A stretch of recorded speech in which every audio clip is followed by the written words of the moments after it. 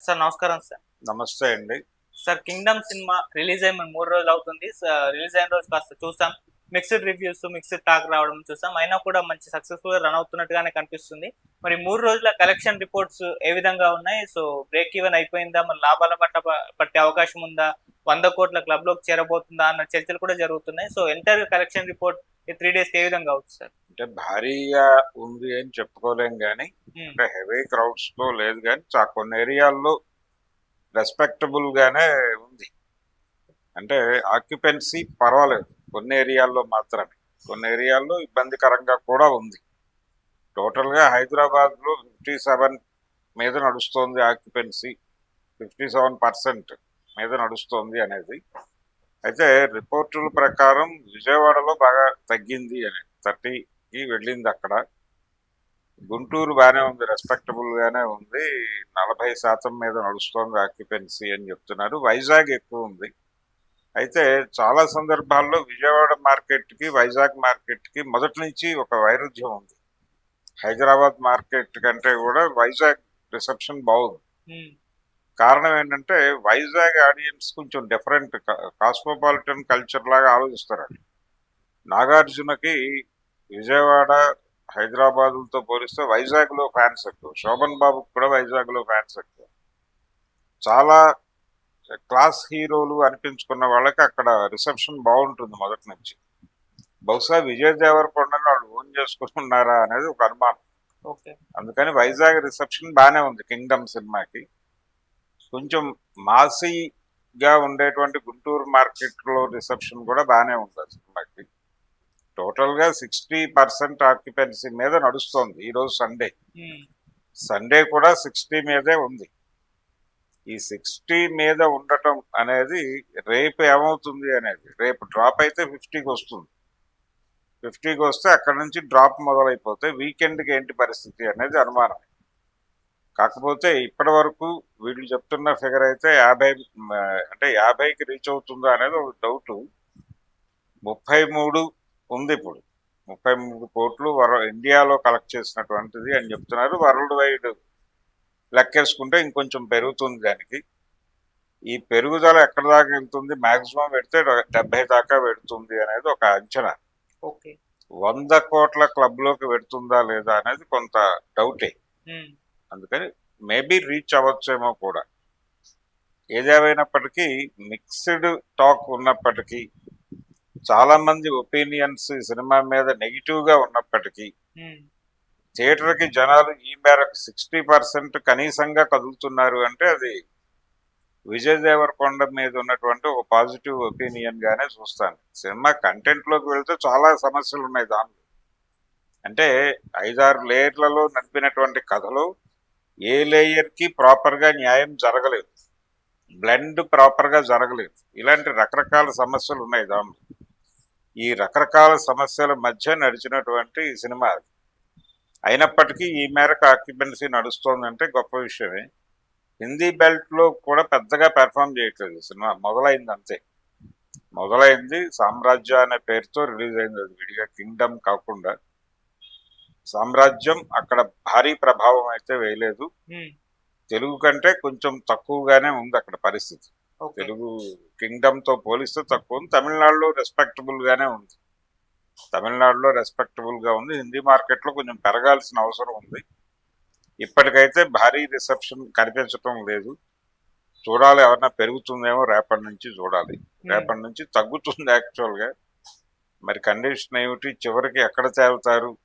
హిందీ కూడా కలుపుకుంటే ఏవైనా కనీసం ఆ మార్క్ దాటి ముందుకెళ్తారా 100 crore అనేది చూడాలి. ఓకే. వీళ్ళు టార్గెట్ అయితే 100 crores. హ్మ్. సినిమా మీద ఒక హైప్ క్రియేట్ చేయడానికి సాయశక్తులా ప్రయత్నం జరుగుతోంది. పబ్లిసిటీ బాధ్యత పూర్తిగా తన భుజాల మీద వేసుకుని నడిపిస్తున్నాడు ఆయన నాగవంశీ గారు. ఈ సినిమాకి నిజానికి విజయ్ దేవరకొండ చాలా కూల్ గాను, చాలా పొలైట్ గాను, చాలా హంబుల్ గాను వ్యవహరించాడు. ఎక్కడా కూడా ఓవర్ స్టేట్మెంట్లు లేవు.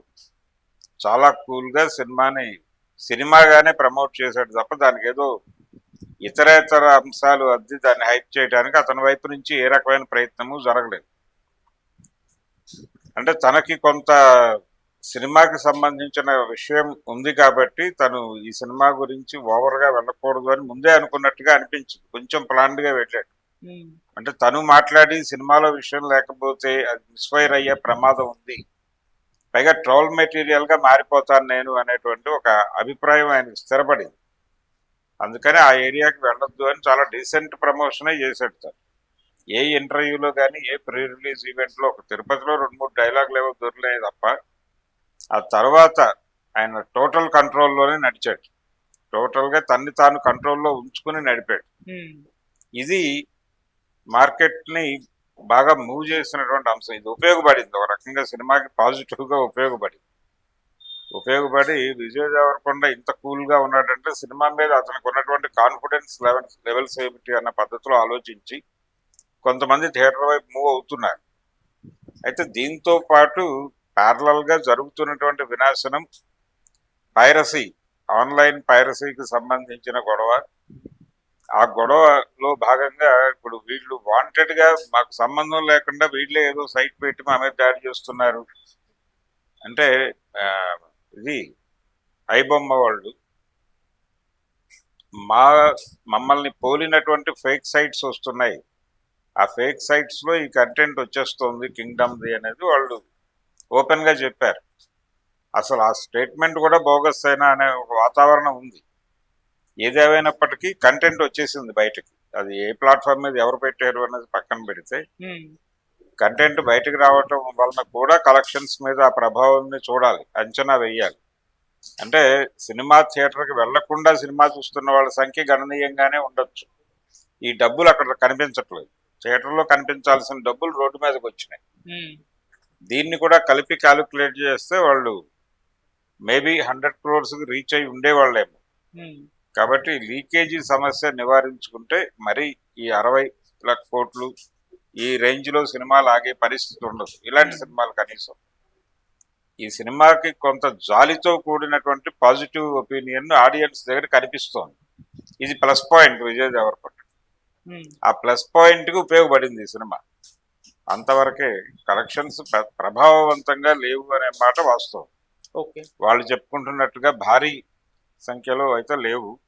చాలా థియేటర్ల దగ్గర పార్కింగ్ చూసినా అర్థమవుతుంది. బుక్ మై షో మాత్రమే కాదు, ఇప్పుడు గచ్చిబౌలిలో రిసెప్షన్ బాగానే ఉంది, ప్రసాద్ ఐమాక్స్లో బాగానే ఉంది. ఇలా కొన్ని పాకెట్స్, కుకట్పల్లిలో ఒక ఏరియాలో బాగుంది. ఇలా ఒక్కొక్క ఏరియాలో ఒక్కొక్క పద్ధతిలో దీని మీద రెస్పాన్స్ ఉంది. అదే సినిమాకి ట్రిబుల్-ఏకి వెళ్తే మళ్ళీ తగ్గింది, అక్కడ పెద్దగా జనం వెళ్ళట్లేదు. మరి ఎక్కడికి వెళ్తున్నారు వీళ్ళందరూ? ఇప్పుడు పరిస్థితి ఎలా తయారైందంటే ప్రతి సెంటర్కి 10 స్క్రీన్లు వచ్చేస్తున్నాయి. ఇవి చాలా మందిని అకామిడేట్ చేసేస్తున్నాయి. అందుకని మనకి బుక్ మై షోలో చాలా చోట్ల సస్యశ్యామలంగా కనిపిస్తుంది. కొన్ని ఏరియాల్లో మాత్రమే. గచ్చిబౌలి మహేష్ బాబు థియేటర్స్లో బాగానే ఉంది పెర్ఫార్మెన్స్, బాగా ఆ ఏరియాలో జనాలు కనెక్ట్ అయ్యారు, ఆ సినిమాకి వెళుతున్నారు అని అనుకోవాలి. అంటే ఒక డిఫరెంట్ ఆడియన్స్, కొంచెం క్లాస్ ఆడియన్స్, ఈ ఐటీ ప్రొఫెషనల్స్, ఈ జాతి యూత్, వీళ్ళు కనెక్ట్ అవుతున్నారు. సాంప్రదాయ సినీ ప్రేక్షకులు ఆ సినిమాకి వెళ్ళటం లేదు అనేది దీని నుంచి మనం అర్థం చేసుకోవాల్సిన విషయం. Okay sir. సార్ మరి ఇప్పుడు పార్ట్ 2 పైన పరిస్థితి ఏంటి సార్? ఉంటుందా ఉండదా మీ ఒపీనియన్ లో? పార్ట్ 2 ఉంటుంది అని వాళ్ళు ఎక్కడ కమిట్ అవ్వలేదు. సినిమాలో ఆ ధోరణి కనిపించింది అంతే. సినిమాలో కనిపించిన ధోరణి మీద రకరకాల ట్రోల్స్ జరుగుతున్నాయి. ఓకే. అంటే దానికి ఏదో 3 భాగాలు ఉంటుంది, ఒకటి సీక్వెల్, ఇంకోటి ప్రీక్వెల్, ఇలాంటి ప్రచారం జరుగుతోంది. కానీ అది అధికారికమైనటువంటి ప్రకటనగా నేను అనుకోవడం లేదు. అటువంటిది ఏమీ లేదు, అటువంటి ఐడియా లేదు. కానీ అలాంటి ఐడియాని ఇస్తూ కంక్లూడ్ చేశాడు డైరెక్టర్. ఆ కంక్లూడ్ చేయడంలో చాలా తాళ్ళు వదిలిపెట్టేశాడు ఆయన గాలికి. ఆ వదిలిపెట్టిన నష్టం అనుభవిస్తున్నారు వాళ్ళు. ఇంకొంచెం పకడ్బందీగా రేసీగా డిజైన్ చేసుకుని ఉంటే బాగుండేది ఆ సినిమా. అంటే ఏ ఒక్క 2 తాళ్ళలో పట్టుకుని మిగిలిన తాళ్ళు పట్టించుకోకుండా వెళ్ళిపోయి ఉంటే సినిమా సరిపోయేది. తను సినిమాని ఎలా ఓపెన్ చేశాడో, ఎక్కడ ఓపెన్ చేశాడో అక్కడే ఎండ్ అవ్వాలి. అది పర్ఫెక్ట్ ఫార్ములా. అప్పుడు ఆడియన్స్ సింగిల్ థ్రెడ్ మీద ఉంటారు, ఒకే ఏకసూత్రంలో ఉంటారు. ఆ ఏకసూత్రంలో ఆడియన్స్ నిలబెట్టడమే డైరెక్టర్ సక్సెస్. అలా నిలబెట్టలేకపోయినందువలన ఈ సినిమాకి డివైడ్ టాక్ వచ్చింది. అందుకని దీనికి పార్ట్ 2లు 3లు ఉంటాయని నేనైతే అనుకోవడం. Okay sir, thank you so much sir. Thank you.